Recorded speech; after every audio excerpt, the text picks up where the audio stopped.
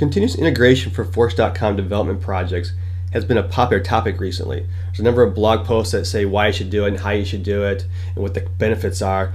And we actually did a Different Spokes podcast the other day at Cloudbees, where we had Josh Burke from Salesforce on, and we talked about how he was using CI tools for development changes. And then we elaborated on it how at Cloudbees we use Cloudbees and Jenkins as our CI tool to automate the testing and building of our submissions that come through for challenges. So I did get a lot of emails afterwards about, hey, I'd love to get started with continuous integration, but I'm not sure how to do it. It seems like a little black magic. Things happen automatically. I'm not really sure how it works. So I thought I'd put together a quick video on how the setup process works and talk about CI in general. So CI is basically the fact that you're going to have multiple developers working on a project at the same time in the same code base, and you want to get their code into a test environment to make sure all the test classes they've written are passing. You want to submit early, submit often, and get your code checked right away, and not wait till the day before you're actually deployed to production to make sure all your tests run. Another thing is you don't want to run this manually. You don't want to have all these guys submit codes and you manually running tests every couple hours. You want this to be an automated process. So what we do is you can use Jenkins on Cloudbees to set up an integration that continuously builds your org and does all your testing of your Apex code for you. So typically what we do is when we have multiple project members, we have them set up their own sandboxes for development. So you may have, let's say for instance, a person here working on some bugs. You may have a small team working on let's say a sprint release, and another team of people working on, let's say, a proof of concept. So we typically have the full copy sandbox in a repo, and this could be GitHub, Bitbucket, your own version of Git that you like. And so we have that in there as the repo. And when they want to start a new, say, development for a POC, or they work on a next sprint, first thing they're going to do is they're going to fork this GitHub repo, which is of course the full copy sandbox. They're going to fork that, and then they're going to set up their own org, their own developer org. Could be a config sandbox or developer sandbox, and pull down all that code and go ahead and set that up into their own org. And they'll make their changes to it. They'll have their development, write their tests, and when their code's ready to be deployed and start integrated for testing, they're going to push this to the GitHub repo as a pull request. And so the person who's in charge of this repo is going to find this code, going to look at it, make sure it looks good, and it's going to actually merge their code into the master branch. Once the master branch had that code merged into it, your Jenkins on Cloudbees is going to kick in. It's going to find that code, pull it in, and deploy your code to this target org, which is typically, of course, your full copy sandbox. So one of the things that you got to know about this process with continuous integration is actually just running Ant in the background to use a Force.com migration toolkit to deploy your code and run your tests. So the first thing you want to do is you want to look at the Force.com migration toolkit. There's a wiki page on Developer Force and some information about it. This is actually a video I did actually to show the whole process of working with Ant, so you might want to look at that. And then to get a copy of the files you're going to need for the migration, you first need to go into your org and search for tools. You'll get this page right here, and there's a link here for the Force.com migration toolkit. That's going to have your build scripts for Ant. It's going to have your jar file you need, and we're going to deploy those all to Salesforce. to GitHub. That will eventually be deployed to Salesforce. So I'll show you how to set that up. Alright, so one thing we want to do is we want to create, I'm not going to show you how to use Git. I'm assuming you know how to use Git. I'm just going to show you the repo that we used. So I'll show you actually this repo right here. So this is our sandbox, our full copy sandbox version of our repo. And that'll look something like this. This is a slimmed down version of it. So here's my repo, CI demo. You'll see I've got a lib directory, and this lib directory has the jar file from the Force.com migration toolkit. We'll include that there. It also has the source files, and that has all your classes you want to deploy, all the assets you want to deploy. So it could be classes, Visual Force pages, triggers, whatever, and that's going to be in these folders here. And this package XML, it actually defines what's going to be deployed. So you make sure all your code that you're going to deploy in this package XML is a part of these folders. And then we're going to have your build properties. And the first one here is your build.xml. This tells Ant how to deploy your code and where it's going to be deployed to. So you'll see there's a number of things here. The target name is deploy run all tests. I've also got one here called undeploy code if you want to remove the code from your org. So we're going to run that. That's what when we invoke Ant, it's going to look at this script and tell it what to do. It's going to give all the parameters of how to log in and which code to actually deploy in the source directory. There is also build properties. And build properties just tells Ant how to log into your production org. Now, typically, if you look in the Force.com migration toolkit, you'll see there's also a username and password in here. You can leave that in here. It kind of looks like this right here. It looks like, if I get it here. Oh, let's go back one. It looks like this right here. You'll see username, password in here. You can leave that in there, or if you don't want to have your credentials exposed in GitHub, if it's a public repo where it's probably not going to be, it's probably going to be a lockdown private repo, we can actually use those credentials as part of the command line for invoking Ant in Jenkins, and I'll show you how to do that. So you can either leave them in here or you can take them out. Depends if you want to keep them in GitHub.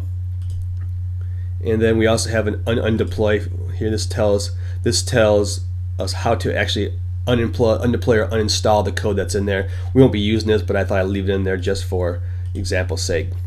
So that's our repo on GitHub. This is a public repo, but you can use a private repo. You can use Bitbucket. You can use your own installed version of Git, whatever you'd like. I think Cloudbees will actually support all that stuff for you. So this is the lib again with the jar for Ant. This is the code that's going to be deployed, and these are your build properties. So that's the main things you want there. The next thing you want to do is you want to go to Cloudbees and get an account. So I'm at Cloudbees right here. So here's Cloudbees. I've already created an account. It takes a few minutes to get it set up once you do. So once you are provisioned with Cloudbees, you're going to want to go to the Build tab right here. So Build is where you have all your new jobs for Jenkins here. Okay. Now what we want to do here is we want to create a new build job for Jenkins, and what we want to do is put our code into GitHub.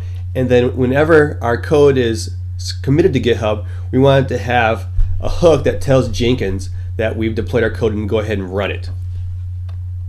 So what we're going to do first is we have to install some plugins. There's a plugin for GitHub, which there's actually a link right here to how to do it. It's like a two-step process, not a big deal. So we have to run through that. And then we're going to go ahead and run through the dashboard and set up an actual project. So once we've got that done, we're going to go ahead and hit a new job. And we're going to just choose build a freestyle software project. Demo. Let's see if I can use that same name again. Okay, so here's our new project for us right here. One thing we're going to do, we're going to go down here and we're going to specify Git. Alright, so now we have to go back to our GitHub repo. And I want to grab this URL right here. So I'll copy that to the clipboard. I'm going to paste that in here. Alright, so the next thing I want to do is I'm going to scroll down here and I'm going to choose, and then check this, I'm going to choose build when a change is pushed to GitHub. Alright, so I'm going to do that right there. And then I'll tell my webhook or my GitHub that when I commit new code, it's going to tell Jenkins to go ahead and run this. You can also either poll, if you don't want to use GitHub or using something else, you can have it poll every so often for new changes of code and look for it that way. I prefer this part with GitHub, to basically GitHub to tell me when my code's been changed and when to run it. Okay. So first thing we're going to do here is we're going to add a build step. All right. So the first thing we're going to add is we're going to invoke Ant. And what we have to do here, I'm going to just paste this in here. I'm going to paste this target in here. So what this says is, we're going to invoke from the lib, we're going to invoke Ant. This is the jar file. We're going to pass over my username. We're going to pass over my password and my security token. And we're going to pass over the target deploy run all tests. Now again, this is the one that you see in the build.xml right here. Okay, so that's what you see right there. Alright, so we're going to add that. Let's apply. And you can also do things right here, like you can do post build, you can have it send you an email when it actually successfully runs this task. Alright, so let's go apply that. And let's go ahead and we're gonna commit these and have it build this project right now and see how this runs. Alright, schedule it, and you'll see this will pop up in a second here. There we go, Penny's waiting for an executive to actually run the deployment. you'll see you have a green dot right here when it's actually running, when it's actually successful, a red dot when it fails. I think it's a yellow dot when it's in progress, so there's no errors in the last build. So I'm going to pause this while this builds. It may take a few minutes. Oh, there it goes. Just started. So starting to deploy everything here. Let me pause this for a minute. All right, so we're done now. It took about 30 seconds to do that. Not bad. So now if I click on this right here, I'll get this. I can get some information here about it. But what I really want to do is look at the console output. So now you look at the console, looks at everything that runs. So you can see deploy, run all tests, and you can look at all the information on what happened in this deployment, ran all these tests. So we'll look at that there. So okay, so now at least we have it set up right where Jenkins is actually talking to my GitHub repo and pulling my code out.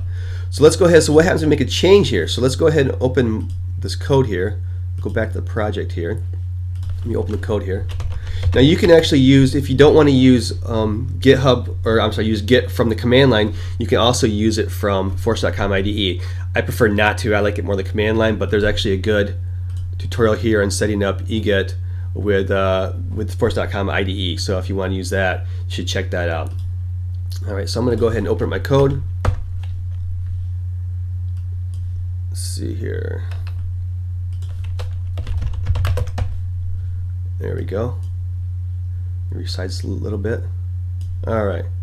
So here we go. So the project is pretty sparse. It's got a couple classes and a test class, nothing big, and it's got a Visualforce page, nothing big. So I'm going to go ahead and I'm going to make a change to this page right here. I'm just going to put I'm going to save that. All right. So now I made a change in the work process. So I'm a developer, I've made a change. I'm going to go ahead and push this over to GitHub.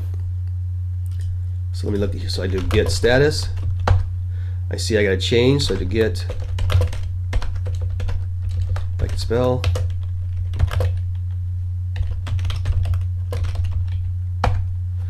and I do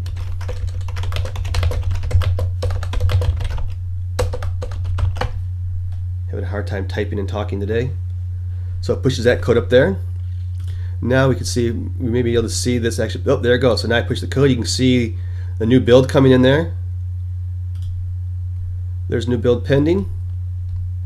Picked up that change. It actually committed that code to GitHub, made a call back to Jenkins and said, hey, new code's here. Go ahead and build it for us. Now it's waiting for that. Now while that's running, I'm going to go ahead and check this out here. So if I go into my code here, if I look at that Visualforce page,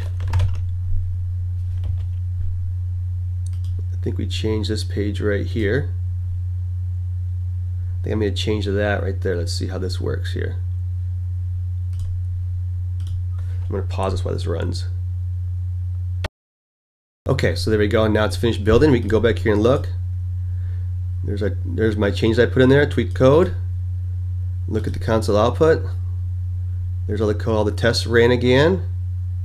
No issues there. And then if I go back and look at my code here, I should see some changes in here. Yeah, and there's my change there, so deployed that. So that's kind of how simple it is to get continuous integration up and running using Cloudbees and Jenkins. Now Cloudbees is free for their basic service, which probably does a lot of you want to do. It's really simple to get up. You saw me, it's like just a couple steps to get up. If you do have a private repo, it's a little bit more. You have to use set up some SSH keys to make callback securely for stuff like that. So that's a little bit more, but that's all part of the documentation for Cloudbees. So if you got any questions, drop me a line.